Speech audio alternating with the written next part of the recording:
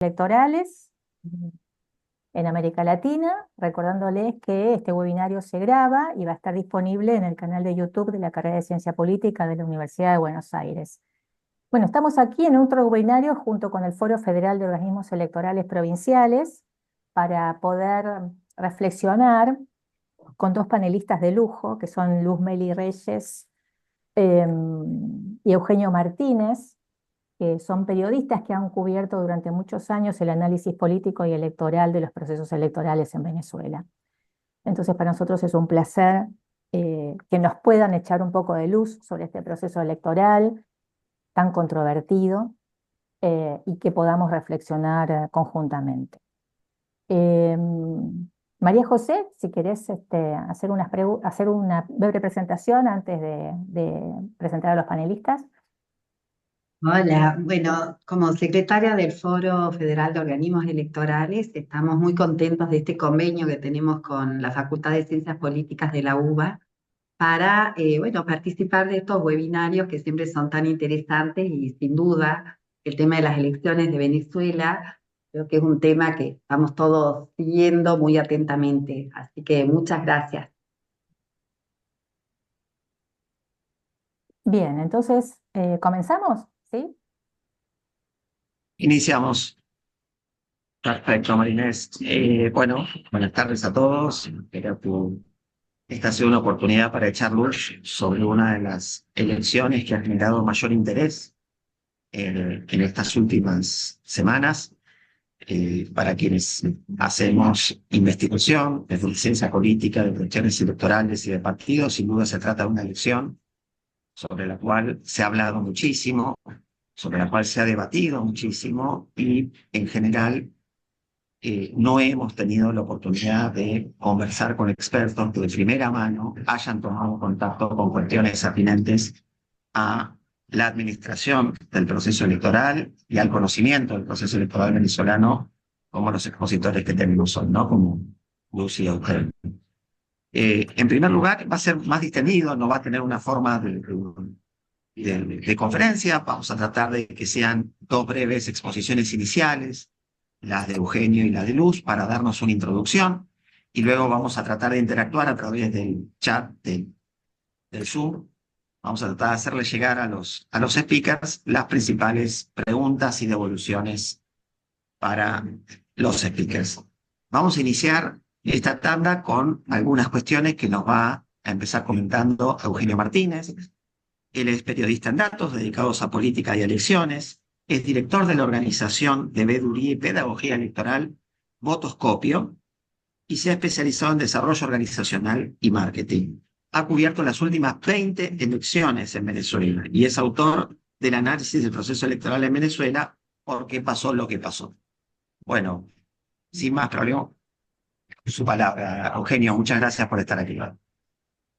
Hola, buenas tardes, gracias profesor y bueno, agradecido con todas las instituciones que nos han convocado para tratar de explicar el complejo proceso que hay en Venezuela.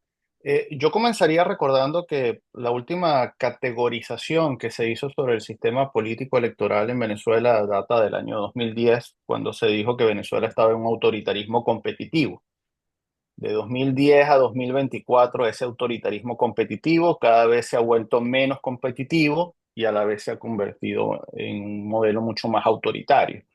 Llegamos al año 2024, tal vez con las condiciones electorales o asistiendo a una elección con las características más restrictivas de la última década en líneas generales. De hecho, si consideramos o analizamos lo que es el proceso electoral venezolano desde la perspectiva del ciclo electoral, sí, simplemente para ilustrar el punto, la imagen que tienen en pantallas, la elección no se puede valorar solo como el acto de votación, sino todo lo que ocurre antes y todo lo que ocurre después de la elección. Entonces, esas 11 etapas, y 4 grandes bloques y 11 etapas que forman el ciclo electoral, esto lo tomamos del proyecto de integridad electoral de la profesora Pippa Norris de la Universidad de Harvard.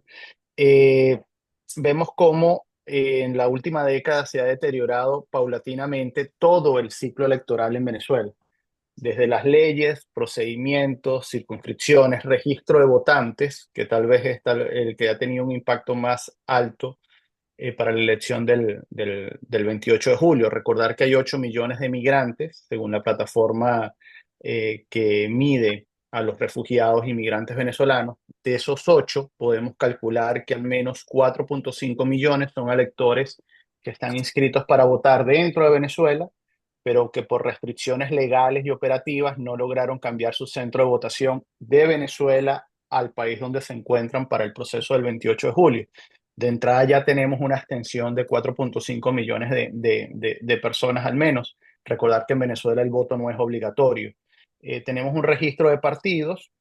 Si hablamos del registro de partidos, compitieron 38 organizaciones políticas en esta elección. Si uno ve ese dato así fríamente, pues da cuenta de un proceso competitivo. Sin embargo, esos 38 partidos, al menos un tercio de esos 38 partidos, tiene algún tipo de intervención judicial en la última década que ha hecho que organizaciones que podían ser disidentes del gobierno venezolano no lo sean, y que ha facilitado además la disidencia de las principales organizaciones o los principales bloques que agrupan a la oposición venezolana. Adicionalmente, otro tercio de esos 38 partidos que participaron el 28 de julio fueron creados exclusivamente para la elección del 28 de julio, fueron creados en la semana previa al registro de candidaturas. Si nos referimos a medios y financiamientos, hay un desequilibrio tremendo en cuanto a la campaña electoral, y simplemente recordar que en Venezuela el financiamiento, por decisión del Tribunal Supremo de Justicia, es de reserva legal, lo que los candidatos recaudan como campaña y lo que los candidatos gastan en su campaña. No hay información oficial pública del financiamiento a la actividad política. Después el día de la votación, que estuvo marcada por unas irregularidades importantes en cuanto al acceso a la información pública de la elección y todo lo que tiene que ver con el debate que está ahorita en la comunidad internacional, que es el conteo, los resultados y el comportamiento de las autoridades electorales. Yo quisiera decir que de todo el ciclo electoral, lo que mejor valorado estaba hasta el 28 de julio en Venezuela es justamente el sistema automatizado de votación, que es 100%, que es 100% automatizado e incluye además un registro biométrico de los votantes. Simplemente para ilustrar lo que pasa el día de la elección, lo que están viendo en pantalla es una, una representación. No, perdón, mm, lo que no era. Esta sí es. Ok. Eh, lo que están viendo en pantalla es una representación de lo que ocurre el día de la elección. Son 30.026 máquinas, 30.026 mesas, una máquina por mesa. El día de la elección, todas las máquinas a las 6 de la mañana imprimen un acta de inicio donde se da cuenta de la cantidad de electores que están inscritos, que no hay votos precargados en el sistema. Se imprimen todos los datos que dan fe de que la máquina funciona correctamente. Todos los electores, cuando votan, reciben un comprobante de voto que se deposita en una urna de resguardo. Cuando culmina el proceso de votación, las máquinas imprimen un acta de escrutinio, transmiten los resultados al Consejo Nacional Electoral e inmediatamente imprimen copias fidedignas del acta original a los testigos de los partidos que están participando. De estas actas de escrutinio es que se ha hecho la famosa publicación que ha hecho la oposición venezolana. Después, son 30.026 mesas, se hace algo que se llama verificación ciudadana en aproximadamente el 54% de las mesas, que consiste en comprobar manualmente si los resultados que están en el acta de escrutinio coinciden con los resultados que están depositados en la urna de resguardo.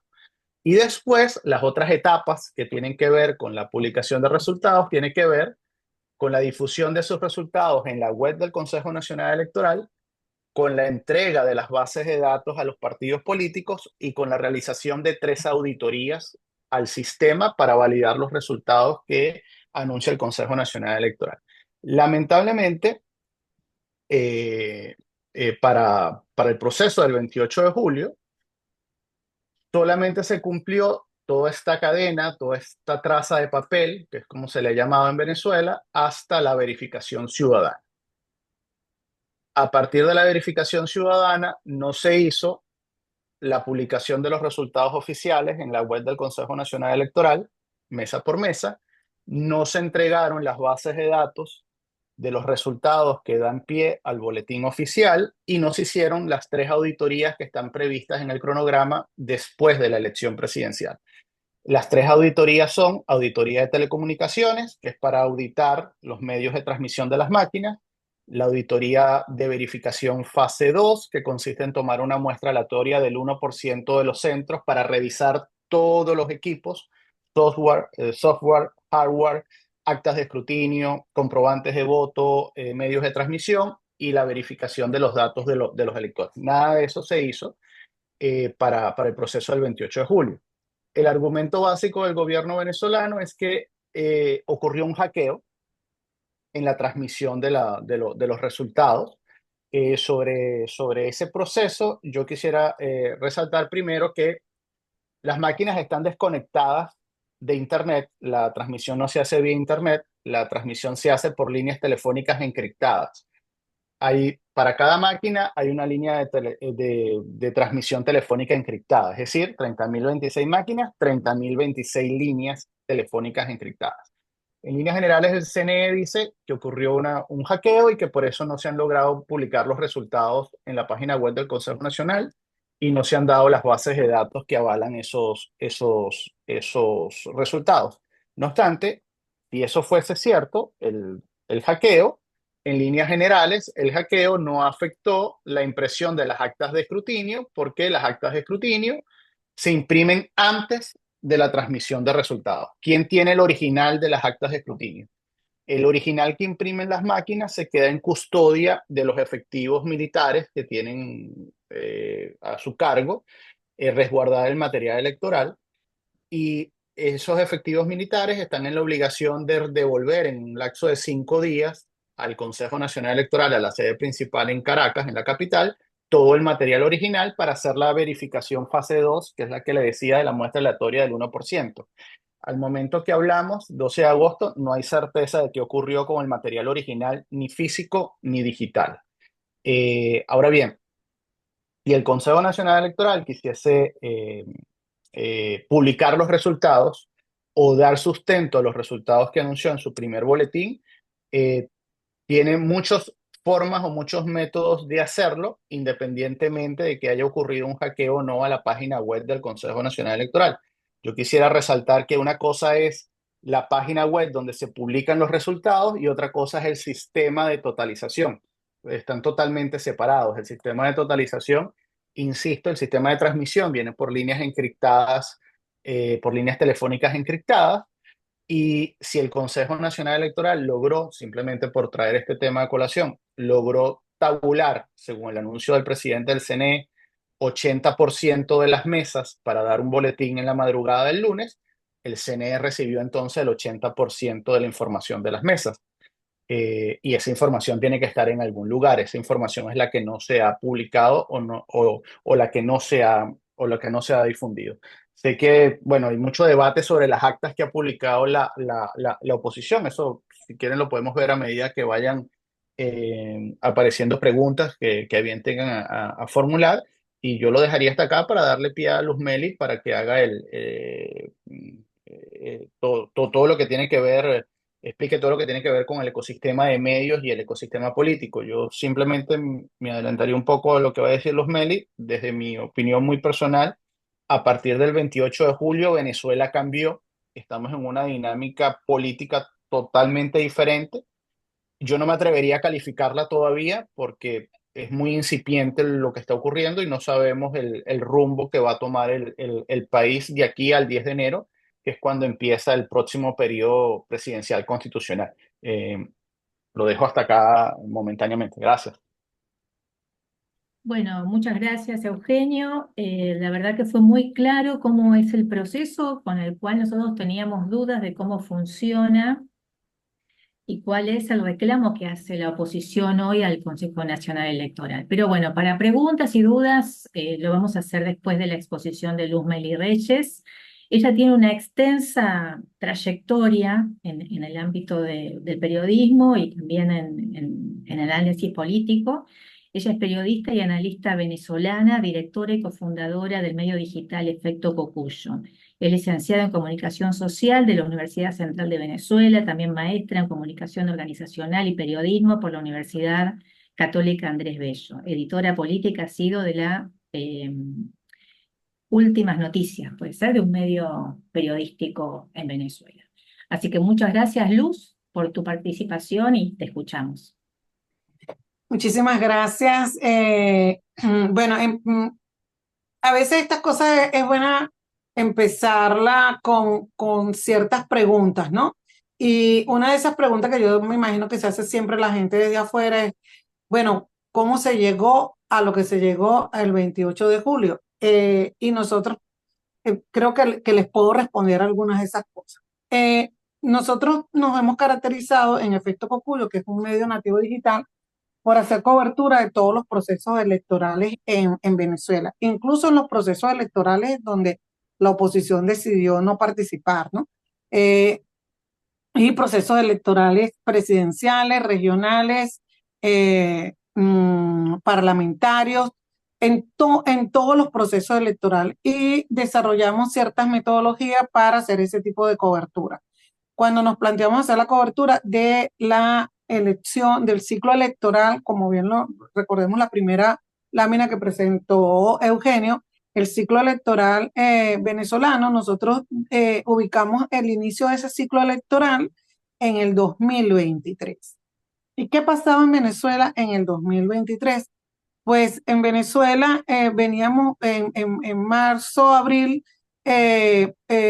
sale Juan Guaidó al exilio. Juan Guaidó, les recuerdo, era considerado presidente interino de Venezuela, es decir, que veníamos de 4 años de una presidencia interina paralela.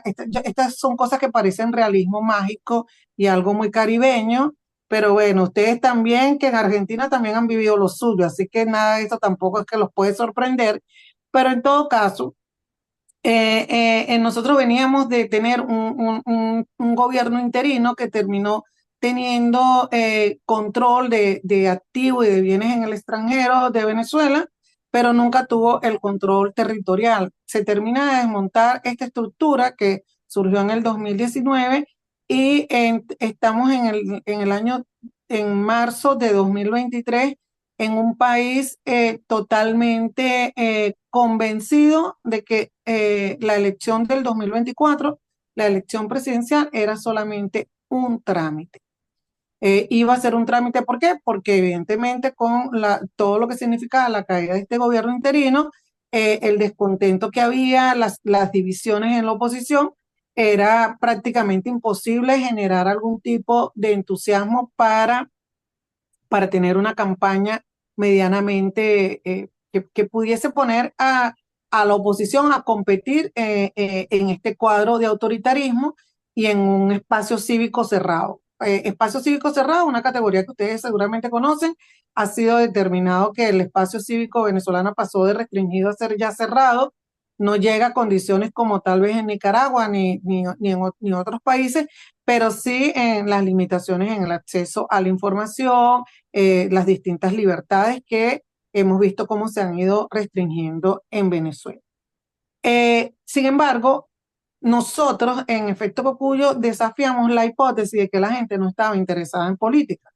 Y lo que dijimos, un país que se ha politizado tanto, que siempre estuvo muy politizado, que estuvo un periodo de polarización muy fuerte, pues la verdad que lo que puede estar ocurriendo es que la gente está viviendo su día a día.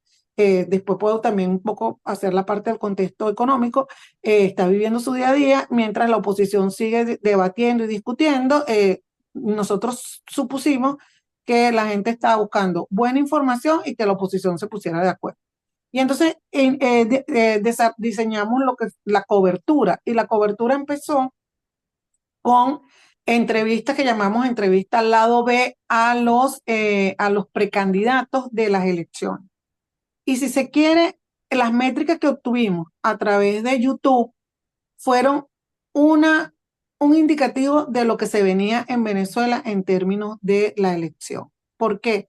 No solamente porque se batieron récord, nosotros que somos un medio muy chiquito, batimos récord en esas entrevistas, en las métricas, las preguntas de la gente, pero también nos permitía seguir avanzando en esta hipótesis de que la gente estaba buscando contenidos informativos que además no estaban encontrando en los medios radioeléctricos abiertos, pues porque allí se vive una gran censura.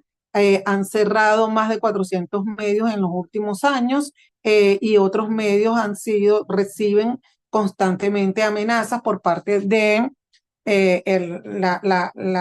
la oficina que vigila el espacio radioeléctrico y que también ha bloqueado a medios nativos digitales, en el caso nuestro y en el caso de otras iniciativas.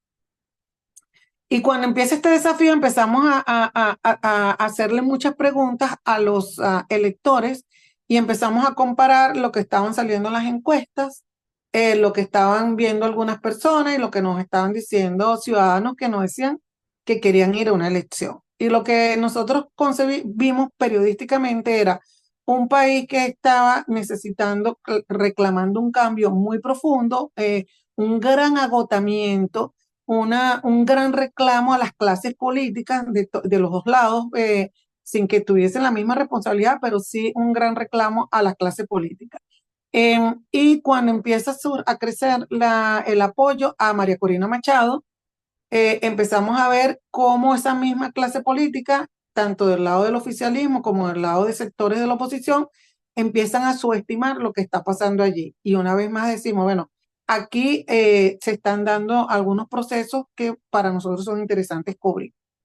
La ventaja de no ser académico es que los periodistas siempre podemos acercarnos a estas cosas sin mayores elaboraciones teóricas, simplemente hacemos la cobertura y después ustedes nos analizan y dicen, es que estaba pasando esto.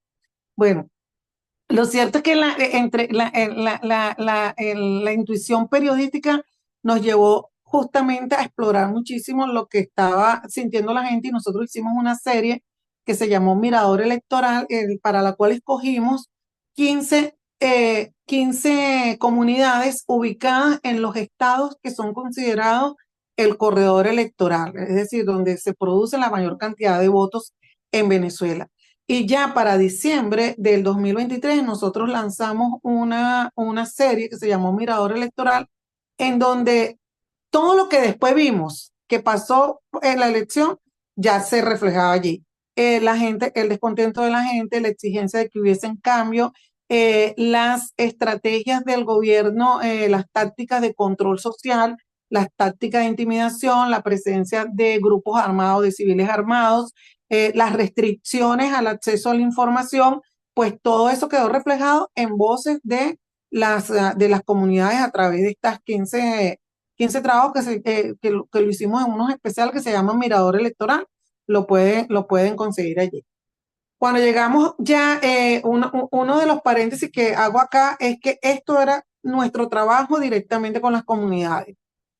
Antes de eso, se producen dos hechos políticos fundamentales en Venezuela que a la gente se le olvida, que es la gran develación de la negociación que tuvo durante más de un año el gobierno de Estados Unidos y el gobierno de Nicolás Maduro. Ellos desarrollaron una negociación bilateral que termina con un memorando en Doha. Se hicieron muchísimas reuniones, nosotros indagamos lo que estaba pasando, también un lobby internacional para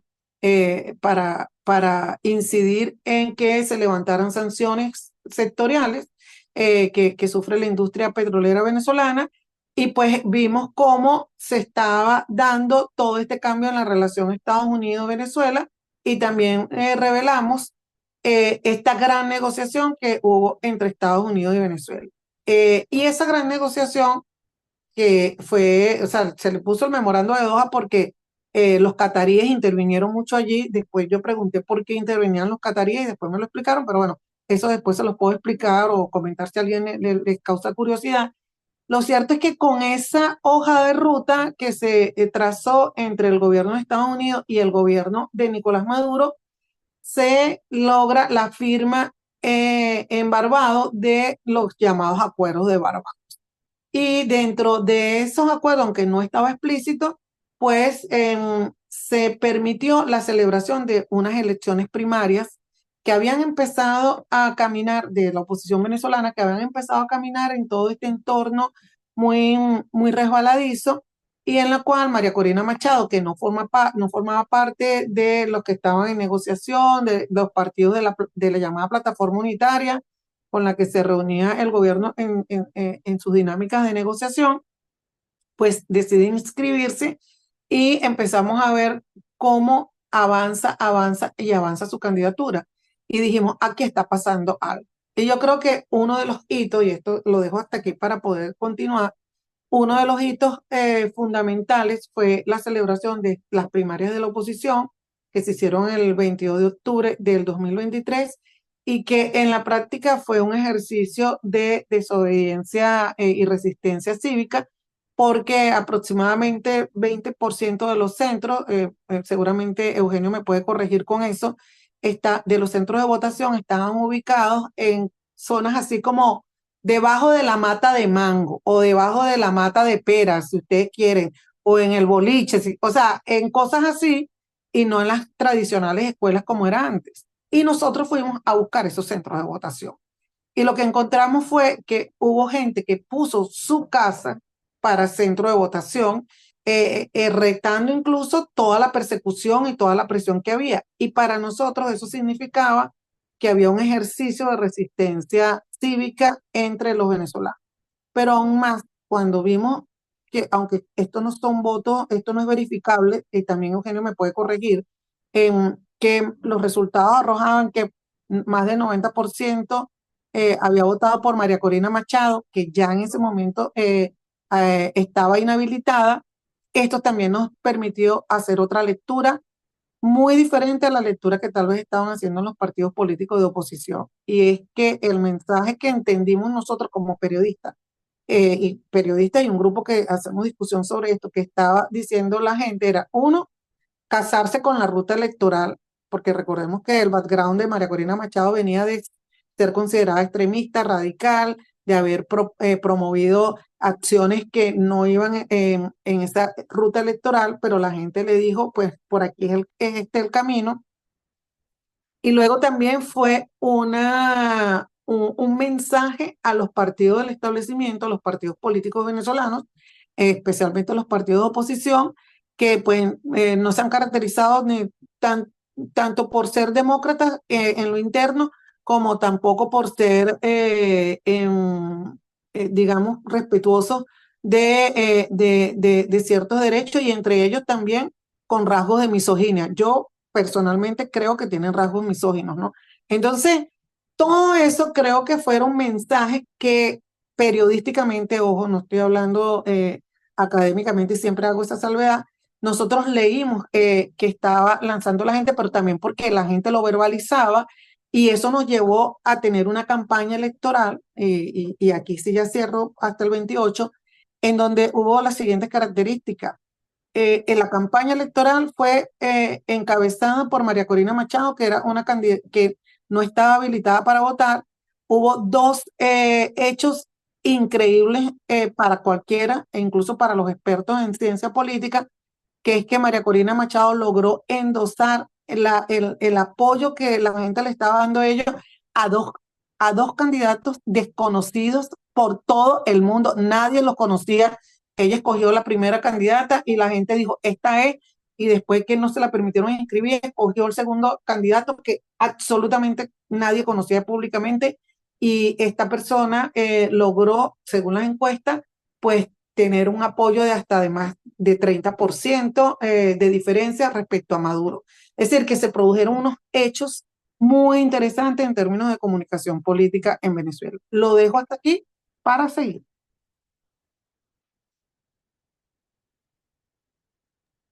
Bueno, muchas gracias, Luz. Creo que nos ha servido mucho como para tener un escenario general de cómo fue este proceso electoral y qué diferencias tuvo con otros procesos electorales anteriores, ¿no? Si mal no entendí, uno de los elementos que podemos tomar es el rol de la oposición, ¿no? Y la manifestación de la ciudadanía a perder un poco el miedo, el temor a participar, sobre todo en las primarias de la oposición, donde son expuestos, ¿no? O sea, se los ve.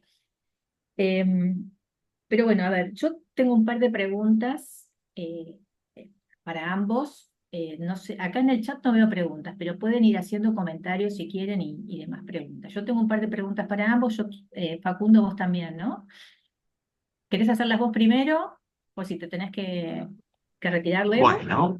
Bueno, muchísimas gracias. Bueno, la verdad que han sido muy claros. Les agradecemos nuevamente a Eugenio y Luján, son dos exposiciones que echan claridad sobre lo que mediáticamente se ha cubierto con una etiqueta genérica de fraude, pero no hemos visto, no hemos prestado obviamente atención a todos estos pasos previos y durante el proceso judicial. Eugenio, mencionabas recién las distintas fases de la votación automatizada y me quedé pensando en que los equipos de Corina Machado, si bien han presentado un gran porcentaje de las actas, no han logrado acceder a todas, ¿verdad? Pero tienen una masa crítica lo suficientemente grande como para dar una idea del resultado general.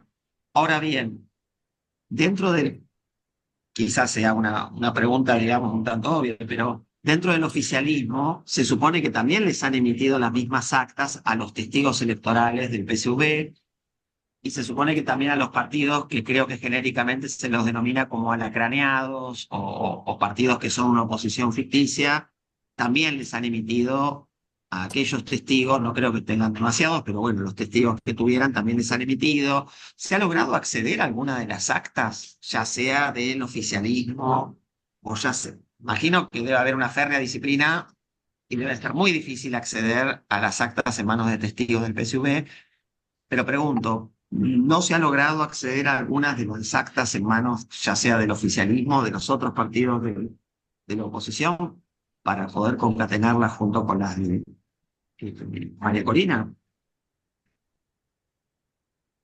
A ver, sí, si me permites compartir otra vez pantalla para ilustrar el punto y no perderme, que no se pierda más o menos lo que voy diciendo, pero en líneas generales, la oposición logró recabar este 83% ajá, ahí está, para volver a recordar.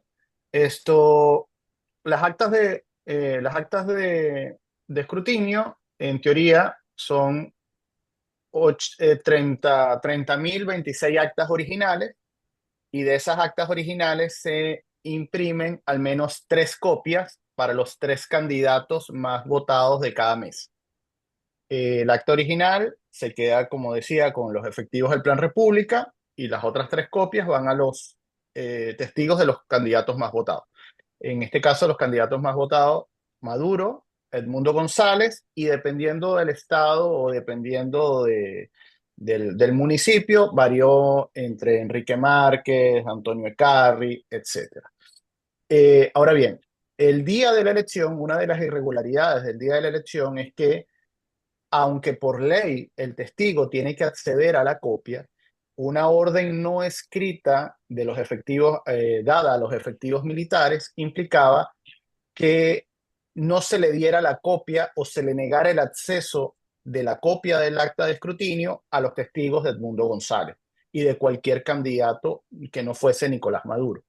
Por eso a la oposición le tardó tanto, en realidad fueron 48 horas de poder llegar al 83% de las actas, que se fueron construyendo de gente que logró acceder a la copia, logró que un testigo de otro candidato le diera la copia, o logró que algunos candidatos, en este caso Enrique Márquez, le cediera al comando Edmundo González las copias que habían tenido sus testigos. Así se logró al 83%. Para quienes no hayan visto un acta de escrutinio en Venezuela, no es una hoja tamaño carta, ni tamaño oficio. Es una hoja larga que puede tener hasta 1 metro de largo. Entonces, digitalizar esa imagen es muy complicado porque se necesita un escáner especial, lo que se llama un escáner de rodillo.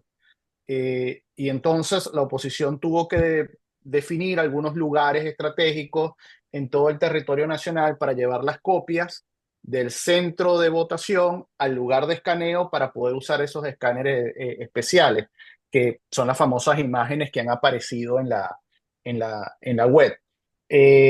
Del 17% de copias que faltan o de mesas que faltan, en realidad no cambiarían el resultado que se ve globalmente anunciado por la oposición, porque en ese 17% de mesas que faltan están inscritos solamente 2 millones de personas para votar. Si esos 2 millones votaran y los 2 millones, el 100% votaran por Nicolás Maduro, aún la diferencia seguiría siendo favorable al Mundo González. Aquí el problema, y seguramente muchos están pensando, es por qué la oposición no ha impugnado el resultado. Y el problema es que no hay nada contra qué impugnar, porque la impugnación, si se va a presentar, tiene que ser el acta que se tiene contra el resultado que publica el CNE de esa acta. Es decir, en este punto donde estamos, no hay resultados discriminados por mesa, entonces la oposición no puede impugnar sus actas contra el resultado que tiene el Consejo Nacional Electoral porque no hay resultado por mesa. Es imposible presentar una impugnación. Así que, y todo el material, en teoría, está ahora bajo reserva legal del Tribunal Supremo de Justicia. El tema, yo cerraría la respuesta recordando que legalmente el Consejo Nacional Electoral no tiene obligación de mostrar el acta, de mostrar la imagen. Eso se eliminó de la ley electoral que se aprobó en el año 2009. El CNE sí tiene la obligación legal de mostrar los resultados por mesa, el resultado del acta, pero no la imagen del acta. Sí tiene la obligación legal de presentar el resultado por mesa para garantizar que los resultados sean auditables. El gobierno venezolano se ha centrado en que tiene 30 días para publicar los resultados en la Gaceta Electoral. Recordar, Venezuela, la autoridad electoral tiene rango de poder del Estado. Es el cuarto poder del Estado venezolano. Está a la par del Ejecutivo, del Legislativo y del Judicial. Así que tiene su propia publicación oficial. Efectivamente, la ley le da al Consejo Nacional Electoral 30 días para publicar en Gaceta Electoral los resultados. La ley no establece cómo tienen que publicarse los resultados, pero la ley también le pide al Consejo Nacional Electoral que tiene 48 horas para hacer la totalización de todas las mesas y que esa totalización tiene que ser auditable. Solamente tenemos un precedente, para cerrar la respuesta, de actas que no coinciden el físico del acta contra lo que ha publicado. Es decir, no coincide esto contra esto. Eso solamente ha ocurrido una vez en Venezuela. Ocurrió en la elección regional del año 2017 en el estado Bolívar. El Consejo Nacional Electoral, la oposición impugnó ante el Consejo Nacional Electoral. El CNE admitió la impugnación, pero la Sala Electoral del Tribunal Supremo de Justicia tomó para sí el caso y 7 años después no lo ha resuelto. Es decir, la jurisprudencia que se necesitaría en este momento para algo tan complejo como la imagen del acta no coincide con el resultado del CNE. El único caso que ha podido generar jurisprudencia nunca fue resuelto formalmente. Y creo que, bueno, no sé si, Facundo, cierro, di respondida No, muy claro, la pregunta. muy claro sobre todo porque una de las hipótesis que se manejaban aquí era que el régimen estaba ganando tiempo imprimiendo actas. Entonces esto creo que lo que has explicado es bastante claro respecto de que esto no necesariamente va a ser así.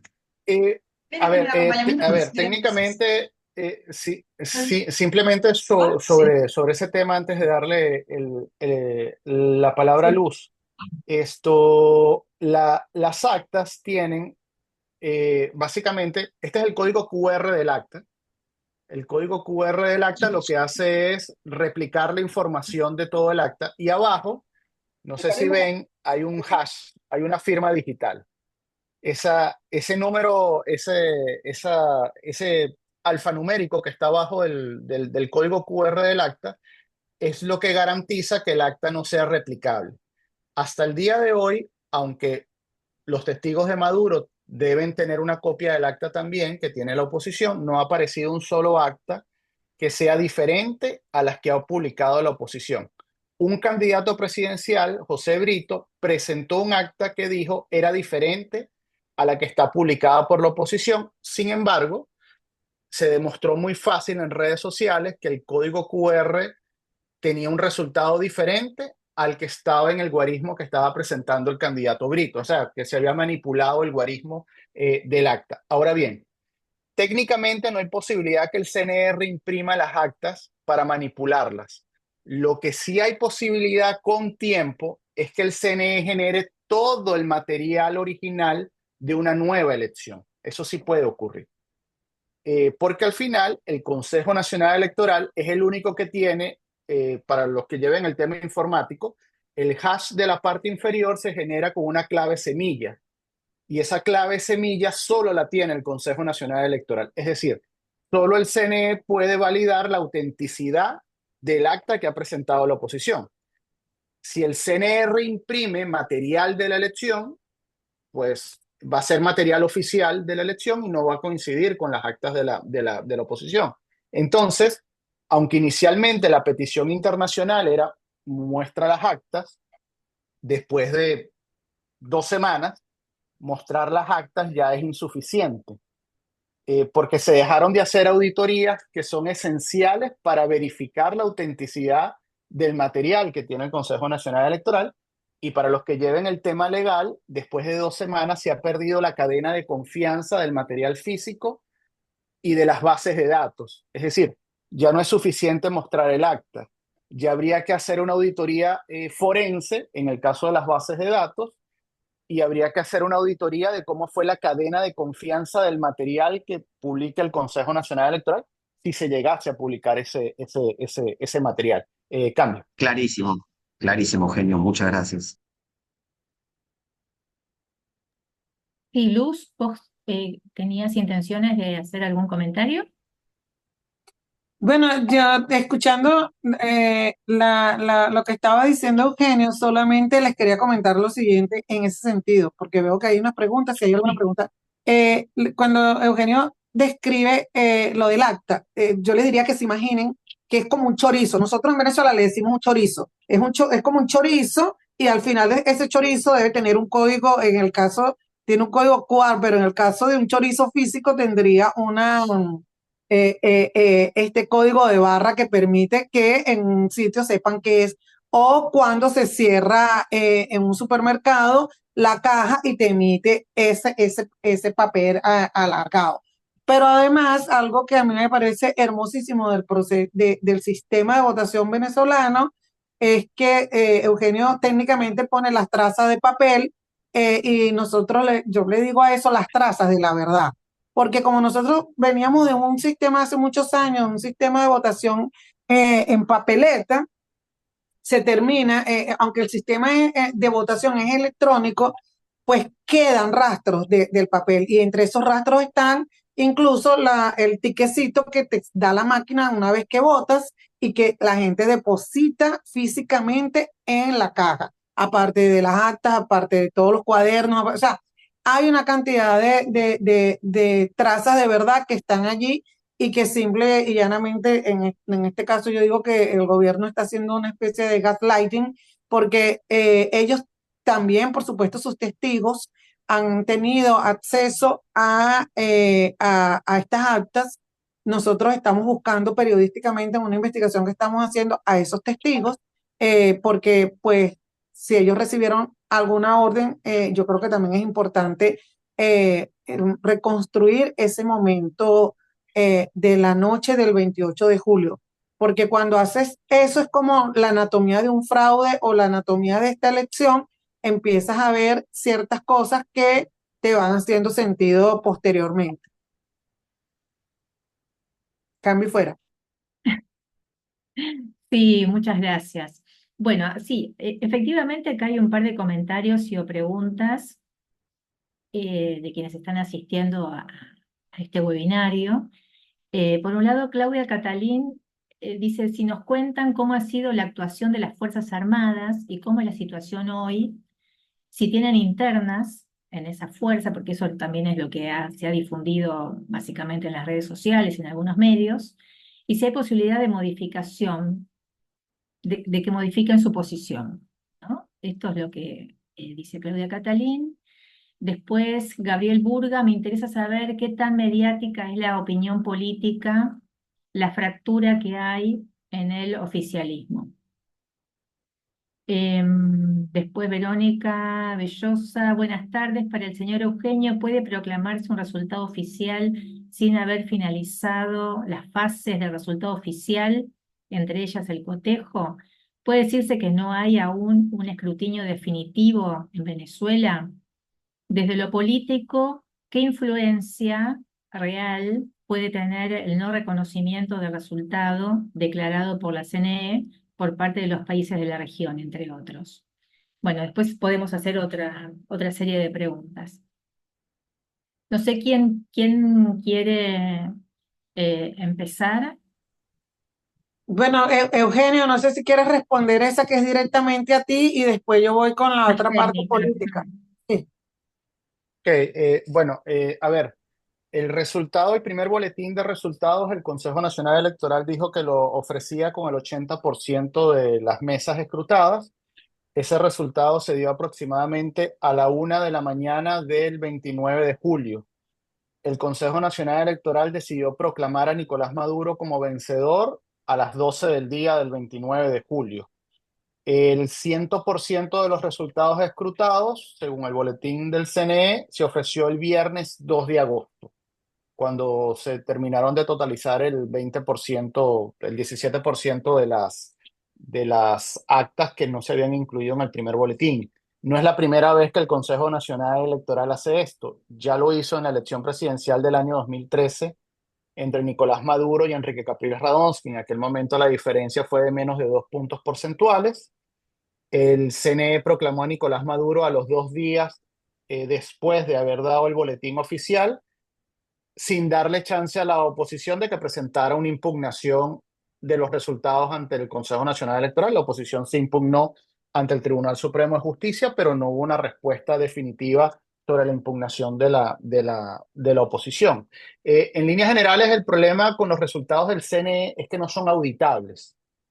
No hay forma de auditar los resultados del CNE porque el CNE se ha limitado a dar un boletín con total de electores que participan, total de electores que votaron por Nicolás Maduro y total de electores que votaron por Edmundo González, pero sin ningún otro tipo de información que permita analizar el resultado. Más allá de los que, bueno, de los que lleven el tema numérico o lo que les gusten los números, el primer boletín de resultados se dio con porcentajes que estaban redondeados al primer decimal.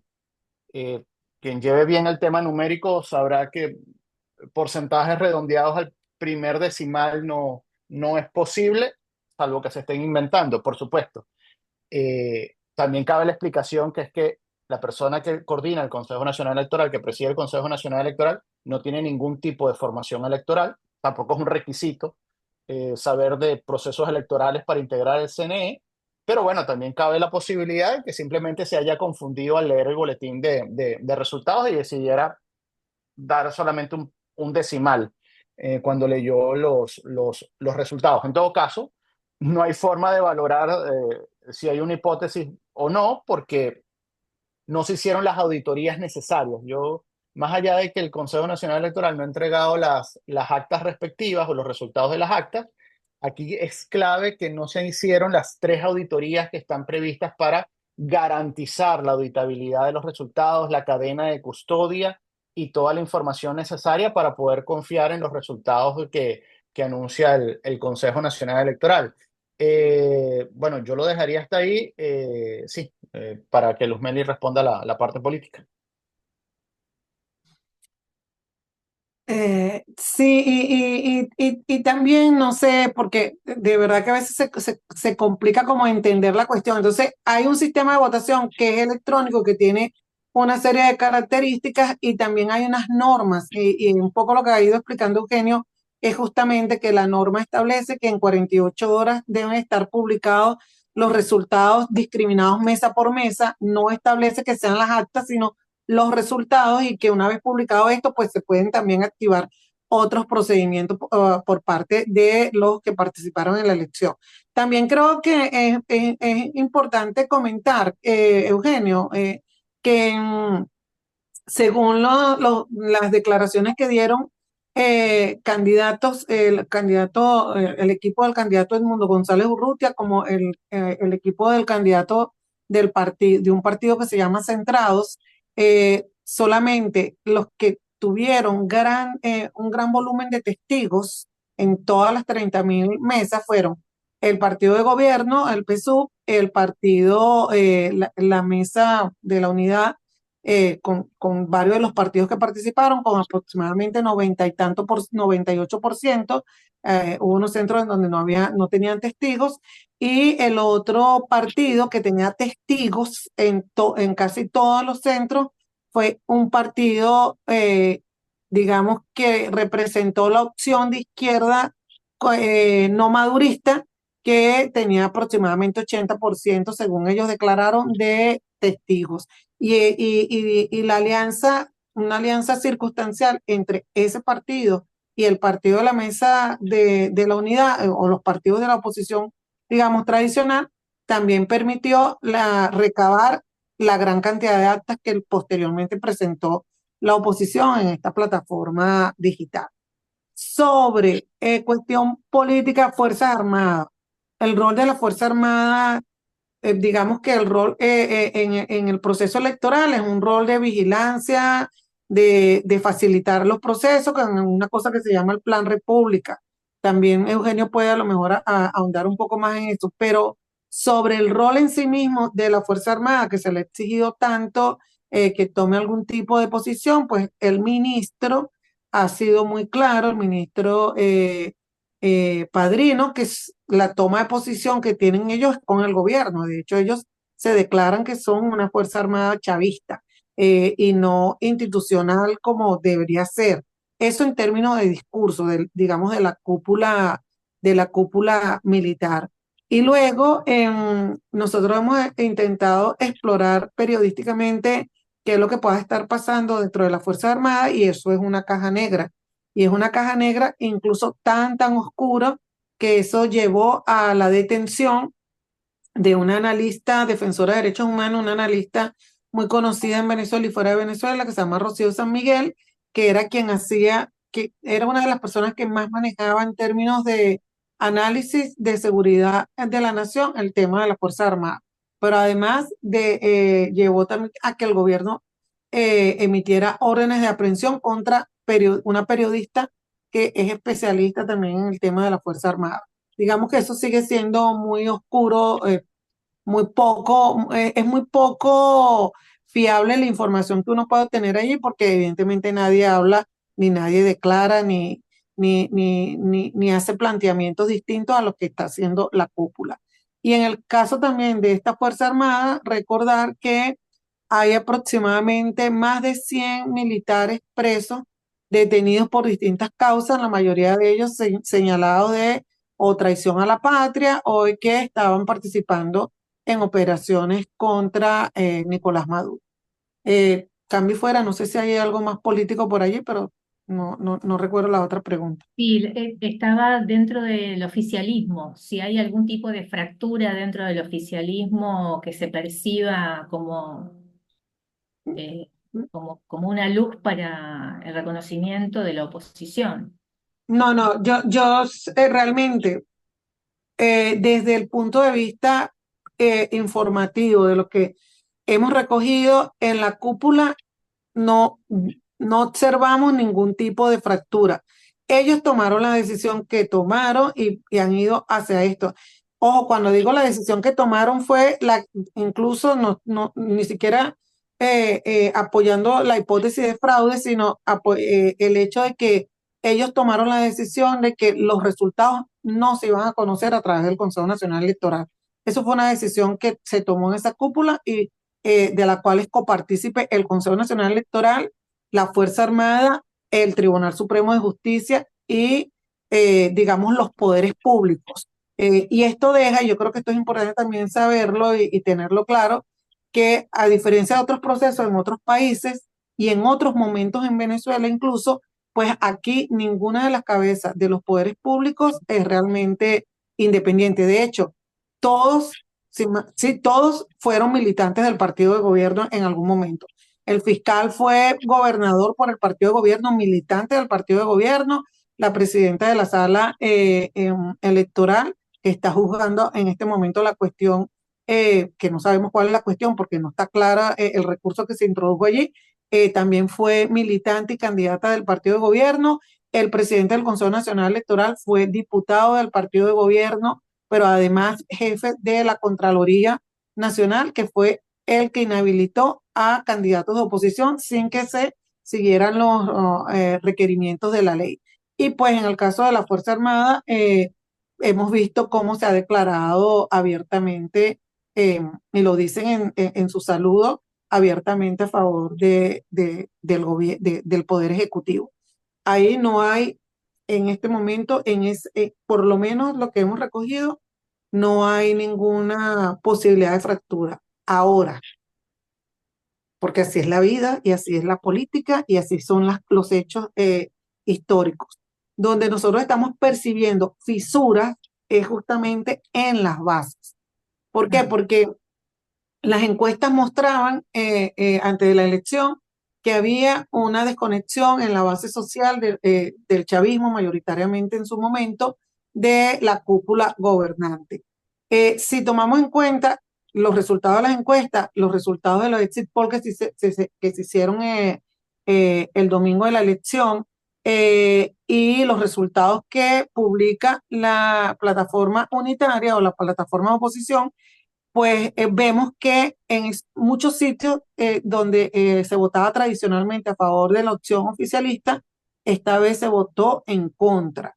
¿Qué significa esto? Que pues allí ya hubo una ruptura, pero esa ruptura me da la impresión que se está afianzando muchísimo más por la represión. De toda la represión postelectoral que se ha aplicado, todos los presos, las personas presas son personas de sectores populares que han sido perseguidas, que han sido buscadas en sus casas, que han sido sacadas de sus casas por funcionarios que están encapuchados y que, bueno, aplican una dinámica, una estrategia, una táctica de terror. Y los otros que están detenidos también son dirigentes de oposición, pero digamos que este cañón de la represión era común. La diferencia ahora es que el patrón de represión política está dirigido justamente a esas disidencias que están en las bases. Por tanto, es posible detectar allí, bueno, yo sí creo que hubo esa ruptura, y si hubo esa fractura, solamente, y el gobierno trata de contenerla a través de la represión. Bien. Yo solamente agregaría sobre la Sí. respuesta de Luzmeli, profe, que si uno ve el comportamiento electoral por los centros según su comportamiento histórico, podemos llegar a la conclusión que al menos 1 millón de personas que se movieron a votar en los centros históricamente más pro gobierno terminaron votando por el candidato Edmundo González, que es parte de esa ruptura que comentaba Luzmeli. Y sobre las rupturas públicas, en los últimos 7 años tal vez solamente hemos tenido dos grandes rupturas de la coalición gobernante. En 2017, quien era la fiscal general, Luisa Ortega Díaz, y a partir de 2021, quien era Christopher Figueira, que era el general que se encargaba del SEBIN, que es la policía de inteligencia del Estado venezolano, que es la que termina ejecutando todas las detenciones arbitrarias. Pero salvo esos dos casos puntuales, no se han registrado excepciones o rupturas significativas de la coalición gobernante. Lo que se ha fracturado es el apoyo, la base electoral y la base política del gobierno venezolano. Cambio. Y que, Eugenio, gracias, y que además también, para que tengan más contexto, esto no fue algo que se produjo de la noche a la mañana. Cuando se analizan las cifras desde diría 2015, relativamente, ¿no, Eugenio? Desde el 2015 se puede ver justamente cuando en el 2015, en diciembre del 2015, la oposición gana la Asamblea Nacional, gana todas las mayorías de la Asamblea Nacional, 112 parlamentarios de un cuerpo de 165 y lo gana justamente también en circuitos que eran anteriormente chavistas. Y luego en el 2021 también en las elecciones regionales se nota un cambio, por cierto, que eso lo analizó un sociólogo y cientista político que se llama Héctor Briceño. Se nota también un cambio en los patrones de votación y tal vez el ejemplo mediático más interesante es que en un estado que se llama el estado Barinas, que es el estado de donde nació el presidente Hugo Chávez y que fue gobernado durante veintitantos años por la familia Chávez, justamente allí el chavismo perdió la elección, pero no solo perdió la elección, ahí fue, digamos, eso fue en el 2021, eso fue como la maqueta de lo que podían hacer ellos luego, porque desconocieron esa elección, inhabilitaron a posteriores al candidato que ganó, inhabilitaron a dos candidatos más, repitieron la elección, metieron todos los recursos del Estado allí, inclusive el candidato para la repetición de la elección era uno que fue yerno del presidente Chávez y sin embargo perdieron, bueno, no recuerdo ahorita la cifra, pero perdieron por mayor votación incluso de la que había sido la primera vez que habían perdido allí. Es decir, que esto que vimos nosotros, que estamos viendo en Venezuela, no es algo que ocurrió de la noche a la mañana. Esto ha venido siendo un cambio y una ruptura que se ha venido dando. Y que esto es una suposición porque fue uno de los temas que salió en la campaña sin haber sido previsto. Hay algo que nosotros decimos que es ese dolor social de la migración. O sea, son 8 millones más o menos de venezolanos que se han ido y la población, la sociedad venezolana no se caracterizaba por emigrar, era más bien una sociedad receptora de migrantes. Recibió, por supuesto, muchísima gente del sur, cuando las dictaduras en el sur, recibió a gente del Caribe, de República Dominicana, de Cuba, de países del Caribe, cuando estaban en condiciones económicas más pobres y Venezuela estaba en buenas condiciones económicas, recibió muchísima migración en los años 60 de países europeos que estaban en la reconstrucción. Es decir, que se caracterizó por ser un país receptor, nunca por ser un país expulsor. Y tenemos más de 8 millones de venezolanos fuera, y eso surgió como tema también en la campaña electoral, y la gente le decía a María Corina Machado que por favor hiciera todo lo posible para traer a nuestros hijos a casa. Y esto es algo que tiene que ver un poco con ese dolor social que hay allí, que desde mi perspectiva, ya esto es pura opinión mía, por supuesto, el gobierno no supo leer tampoco, bueno, porque entre que estaban en sus dinámicas autoritarias y buscando cómo sobrevivir a toda la situación económica y utilizando tácticas represivas, pues se olvidaron de la gente. Cambio fuera. Bien, Luzmeli, había mandado unas infografías que nos pediste si pudiéramos divulgar. No sé, Emilio, si podés mostrarlo en pantalla. Eh, y quizás hacer una mini explicación de estos datos, ¿no? De esta información.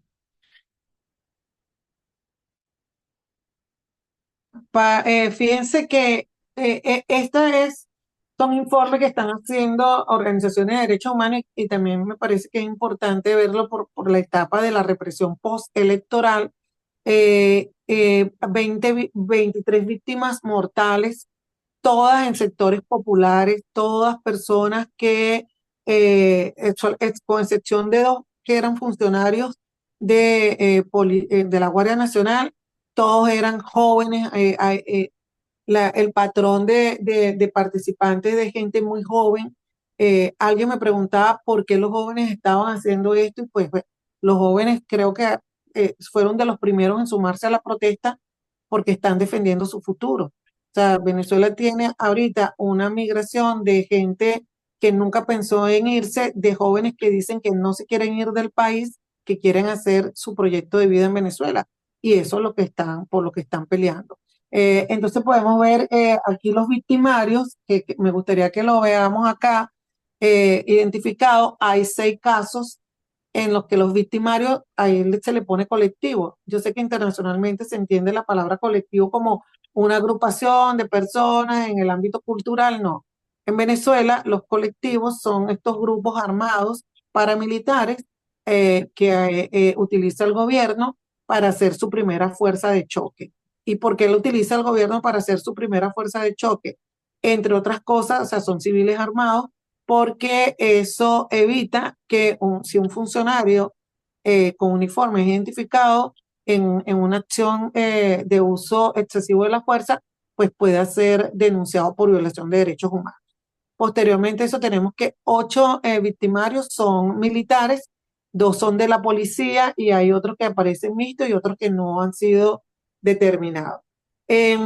Luego hay más de 1.300 personas detenidas.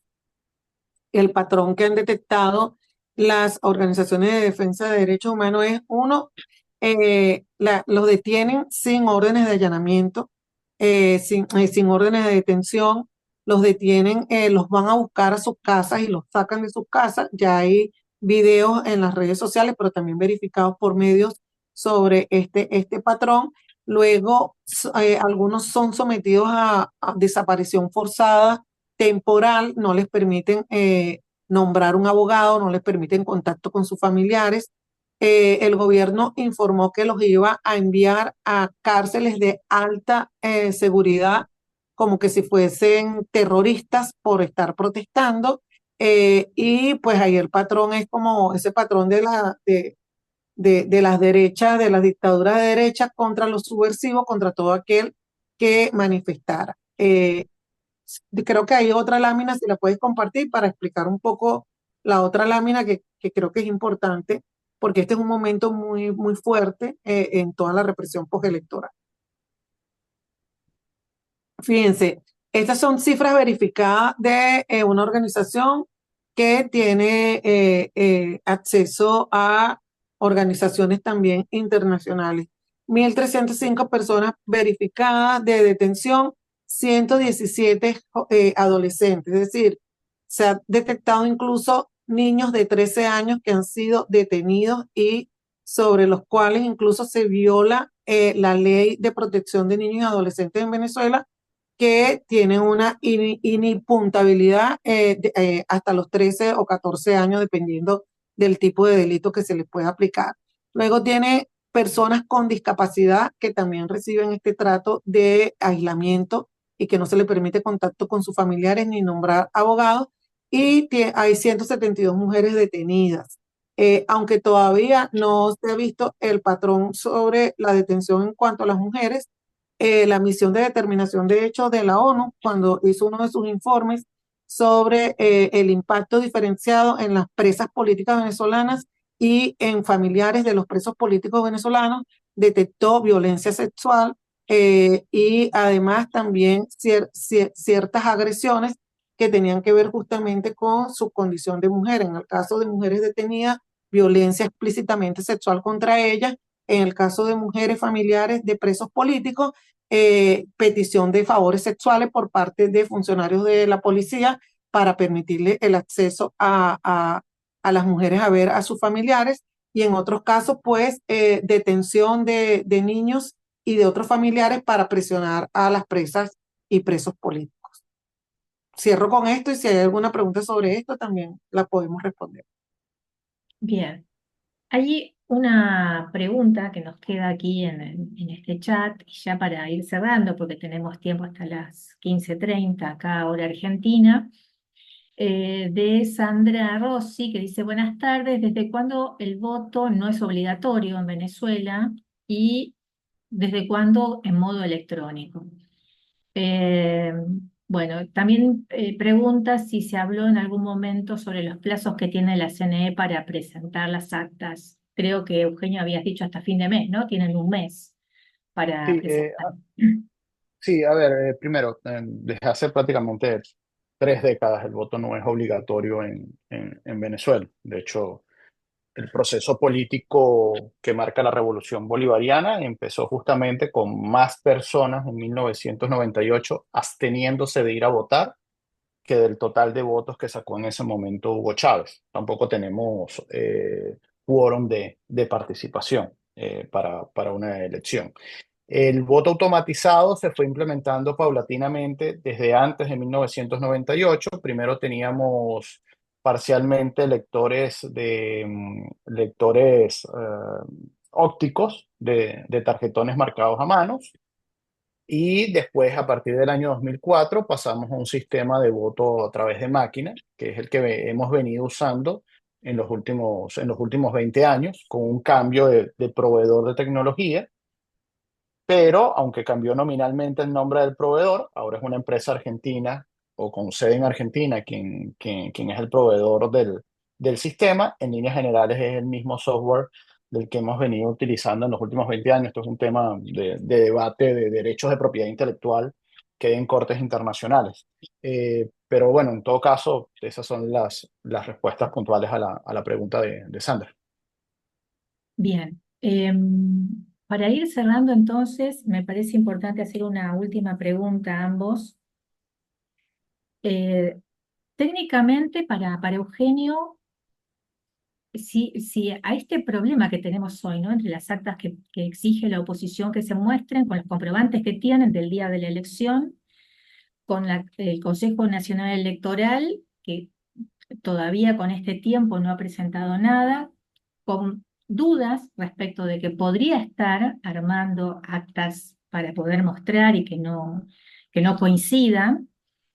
Eh, bueno, ¿cuál sería ¿qué pasaría? O sea, ¿cuál sería el resultado? ¿No? Es un problema insoluble porque, digamos, este, bueno, un mes después, bueno, es un signo de interrogación importante. ¿Qué pasaría? Y para Luz Meli, que está en estrecha relación con la pregunta que le hago a Eugenio, es si has tenido posibilidades en este momento, post elecciones, de poder identificar, que un poco lo has dicho a lo largo de este webinario, cuál es el humor social, ¿no?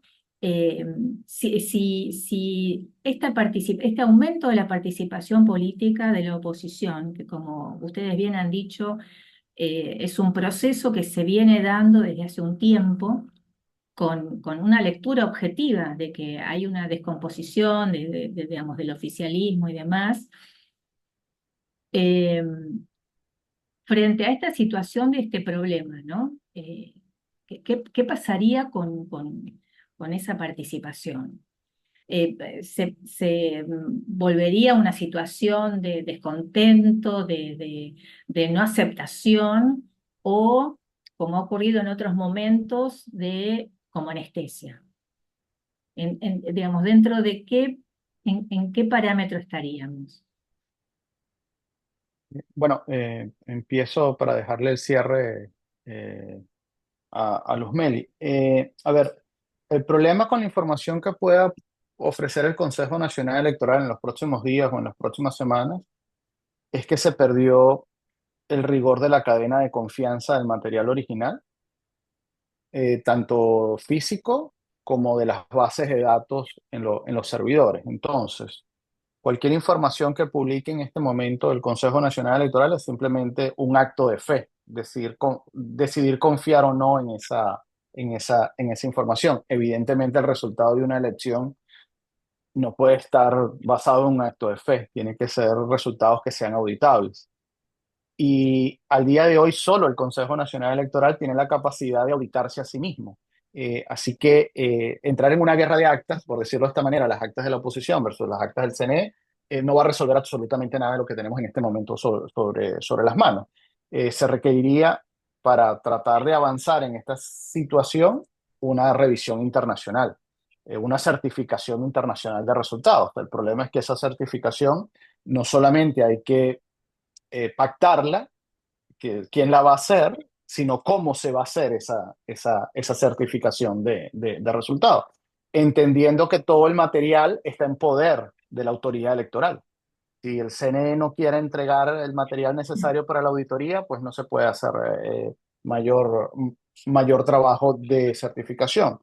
En el corto mediano plazo, me preocupa que 2025 es un año electoralmente muy importante para Venezuela, porque se escogen 23 gobernadores, 335 alcaldes y todo el parlamento venezolano.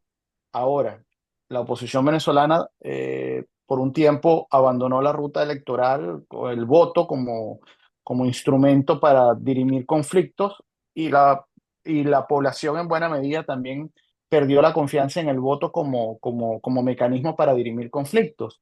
Si no se sale bien de este trance, va a ser muy complicado decirle a la mayoría de los venezolanos que en 2025 hay una oportunidad de tratar de seguir resolviendo diferencias a través del voto.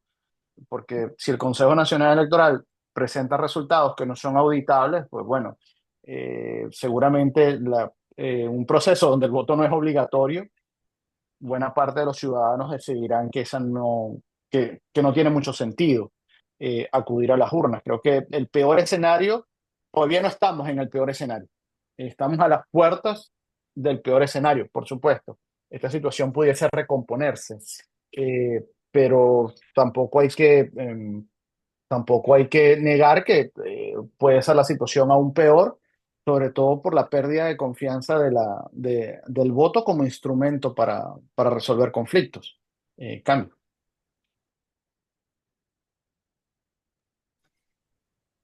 Sí, yo tomaría ese pie que da Eugenio sobre que puede ser peor todo, ¿no?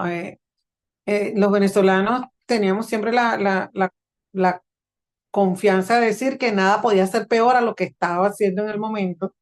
Yo creo que la historia reciente se ha encargado de decirnos que sí, que todo puede ir para peor. Y ahí hay una preocupación y es justamente la que plantea Eugenio, que si la gente decidió, incluso en contra de algunos liderazgos, que era a través del voto, cómo se podía, o sea, cómo podía expresarse su posición y participar en un evento electoral y le desconocen la voluntad popular, ahí nosotros en este momento estamos entrando en un terreno que nunca habíamos transitado.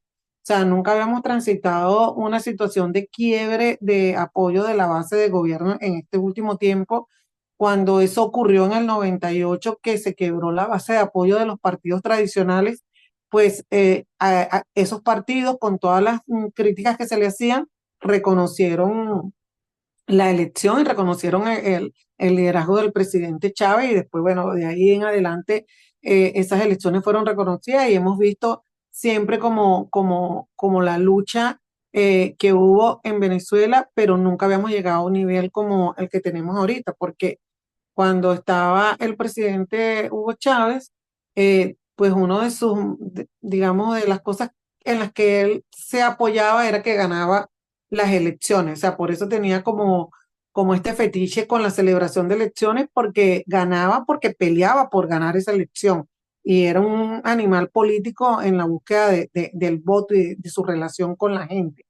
Eso no ha sido así y más bien Maduro no goza del apoyo popular, eso se puede ver numéricamente, no goza del apoyo popular, su gobierno se ha ido convirtiendo cada día más en un gobierno más autoritario y las recientes actuaciones pues muestran cómo son capaces de tratar de controlar a su base, a la base más pobre, a los más vulnerables, no solamente deteniéndolos, persiguiéndolos, sino también exponiéndolos públicamente. Y a todo esto, bueno, la cerrazón que hay de las redes sociales. No sé si saben que Maduro mandó a cerrar, a cortar relaciones y a bloquear el uso de X durante 10 días. también ha mandado a desinstalar, ha exhortado a desinstalar entre sus usuarios el uso de WhatsApp. Durante el fin de semana se detectaron bloqueos incluso en páginas de entretenimiento, de cine, de Disney, de algunos proveedores de servicios de entretenimiento. Es decir, que lo que se está ahorita viendo en Venezuela es un híbrido autoritario, eh, con desconocimiento de la voluntad popular, pero también con algo que creo que que lo diferencia de otros países, que es el tema económico. O sea, la situación económica en Venezuela pudo mejorar parcialmente por la flexibilización que hubo de las sanciones de Estados Unidos, las sanciones sectoriales que hubo a la industria petrolera y del gas. Pues según el acuerdo de Doha que hizo Estados Unidos con el gobierno de Maduro, la restitución o la flexibilización de esas sanciones de las órdenes ejecutivas que hizo el gobierno de Estados Unidos estaba ligada al reconocimiento, y esto lo recuerdo casi textual, a la juramentación en enero del presidente debidamente electo. Y lo dice así, debidamente electo. Y a estas alturas del partido, aunque Maduro permanezca en el poder, parece evidente que no responde a esta cualificación de haber sido debidamente electo. Cambio y fuera. Bien, bueno, ya sobre la hora, quería tanto a Luz Meli como a Eugenio agradecerles por las exposiciones tan claras que nos permiten entender cómo se ha llegado a este proceso, qué es lo que se está viviendo ahora en Venezuela, bueno, y esperemos que pueda tener un final feliz, ¿no? Así que de nuestra parte agradecerles, le paso la palabra a Facundo y a María José Ruiz de los Llanos, miembro del Foro Federal, si quieren también hacer un agradecimiento para poder terminar. Bueno, María José, si querés, después sumate. No, no, Te dejo el está cierre, bien. te dejo el cierre. Nada, muchísimas gracias.